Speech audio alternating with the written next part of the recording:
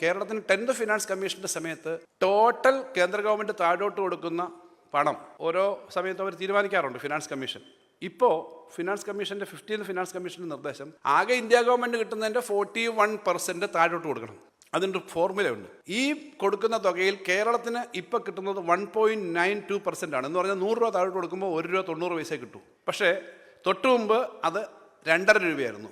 അതിനു മുമ്പ് അത് 3 രൂപ 80 പൈസയായിരുന്നു. എന്ന് പറഞ്ഞാൽ 10ാം ധനകാര്യ കമ്മീഷന്റെ സമയത്ത് 3 രൂപ 80 പൈസ കിട്ടിക്കൊണ്ടിരിക്കുന്നത് ഈ വർഷം കിട്ടുന്നത് 1 രൂപ 92 പൈസയേ ഉള്ളൂ. എന്ന് പറഞ്ഞാൽ പൈസയുടെ കണക്ക് ഞാൻ പറയുമ്പോൾ വളരെ ചെറുതാണ്. ഈ 1 രൂപ 92 പൈസ വെച്ച് ഈ വർഷം ഞങ്ങൾക്ക് കിട്ടിയത്, കറണ്ട് ഇയറിൽ ഞങ്ങൾക്ക് കിട്ടുന്നത് 27,000 കോടി രൂപയാണ്. ഈ 27,000 കോടി രൂപയ്ക്ക് പകരം അതിൻ്റെ ഇരട്ടി 54,000 കോടി കിട്ടേണ്ടതാണ് 10th ഫിനാൻസ് കമ്മീഷൻ്റെ കണക്കനുസരിച്ച്. കാരണം ഇത് ക്രൈറ്റീരിയ പലതും മാറ്റിയിട്ടാണ് കുറഞ്ഞു വരുന്നത്. അപ്പോൾ ആ ഒരു കുറവുണ്ട്.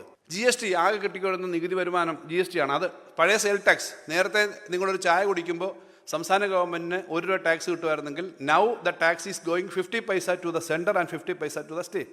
Earlier it was totally to the state government. ഇതെല്ലാ സ്റ്റേറ്റിനെയും ബാധിക്കുന്നു. അപ്പോൾ ഈ ഫിസ്ക്കൽ ഫെഡറലിസത്തിൻ്റെ ക്വസ്റ്റ്യൻ വളരെ സീരിയസ് ആണ്.